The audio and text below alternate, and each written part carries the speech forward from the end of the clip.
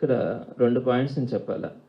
చంద్రబాబు నాయుడు గారు కూటమి ప్రభుత్వం ఎంత దారుణంగా అబద్ధాలు చెప్తుందంటే 17 మెడికల్ కాలేజీలకు పర్మిషన్ తెచ్చి వాటన్నింటినీ కూడా సుమారుగా 5 కాలేజీల్లో అడ్మిషన్ ప్రాసెస్ కంప్లీట్ అయ్యి మిగతా వాటన్నింటినీ కూడా ఇప్పటిదాకా 11 కాలేజీలు మాత్రమే ఉంటే 17 కొత్త కాలేజీలు తెచ్చినటువంటి చరిత్ర జగన్మోహన్ రెడ్డి గారిది. అయితే ఆ ఫోటోల్ని మేము పెట్టినప్పుడు చంద్రబాబు నాయుడు గారు మాట్లాడుతున్న తీరు ఏంటంటే అవి ఆర్టిఫిషియల్ ఇంటెలిజెన్స్ ద్వారా క్రియేట్ చేసినటువంటి ఫోటోలు అని చెప్పడం జరిగింది.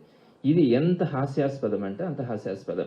అందుకనే రేపు 19వ తారీఖున ప్రతి మెడికల్ కాలేజీ దగ్గరికి వెళ్ళి స్వయంగా వైఎస్ఆర్సీపీ వాళ్ళు వాటన్నింటినీ కూడా అక్కడ ఉన్నటువంటి కన్స్ట్రక్షన్స్ని బిల్డింగ్స్ని చూపించాల్సినటువంటి పరిస్థితి వచ్చింది.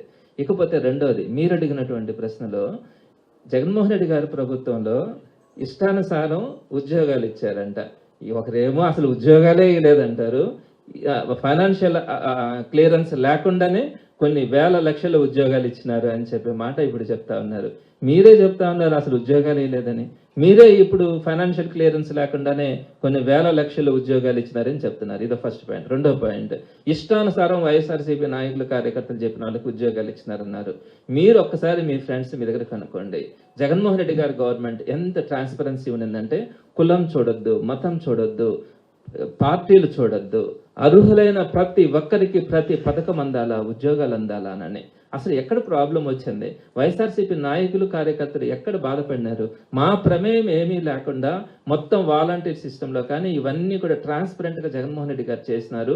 మా ప్రమేయం ఏమీ లేదు, ఏ ఒక్క ఉద్యోగం కూడా మేము ఇచ్చుకోలేకపోయినామని వైఎస్ఆర్సీపీ నాయకులు కార్యకర్తలు బాధపడినటువంటి సందర్భాన్ని మనం చూసినాం, మీరు కూడా చూసినారు. మరి ఈరోజు అంత ఇదిగా అన్ని లక్షల ఉద్యోగాలను ఇచ్చిన తర్వాత మీరు ఒక ట్రాన్స్పరెన్సీ లేకుండా జగన్మోహన్ రెడ్డి గారి గవర్నమెంట్లో ఉద్యోగాలు ఇచ్చినారని చెప్తే మీకు కొంచెమైనా ఉండద్దా? మనం మాట్లాడేటప్పుడు మనం ఎంతవరకు కరెక్ట్గా మాట్లాడుతున్నామో అన్నది ఉండాలా. ఇంక రెండో పాయింట్కి వచ్చేటప్పటికి డిఎస్సి మరలా మేము నెక్స్ట్ డిఎస్సి ఇస్తామంటారు.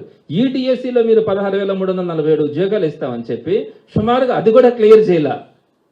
ఏంటంటే 3,80,000 మంది ఉద్యోగాలు, 4 లక్షల మంది రాస్తే మీకు 16,000 ఉద్యోగాలను ఫిల్ చేయడానికి కూడా క్యాండిడేట్లు దొరకలేదని చెప్పి కొన్ని ఉద్యోగాలను హోల్డ్ చేసేసినారు.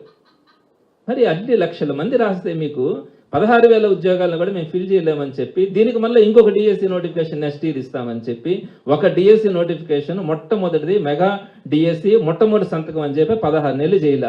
ఇంకా మళ్ళీ ఎప్పుడు ఆయన డిఎస్సి ఇస్తాడంట, దాన్ని మళ్ళీ ఫిల్ చేస్తాడంట, ఈ 5 ఏళ్ళు నిరంతర ప్రాసెస్ అంట. ఏమైనా చెప్పేదానికైనా ఉండాలి, వినే వాళ్ళకైనా కొంచెమైనా ఉంటుంది. అంటే ఇవన్నీ కూడా అబద్ధాలు చెప్పడంలో వాళ్ళు చేసినటువంటి దాన్ని పిహెచ్డి అనాలి. మేము జరిగినట్టు చెప్పుకోవడంలో మేము 10th క్లాస్ కూడా పాస్ కాలేదని చెప్పుకోవాలి. అది తేడా.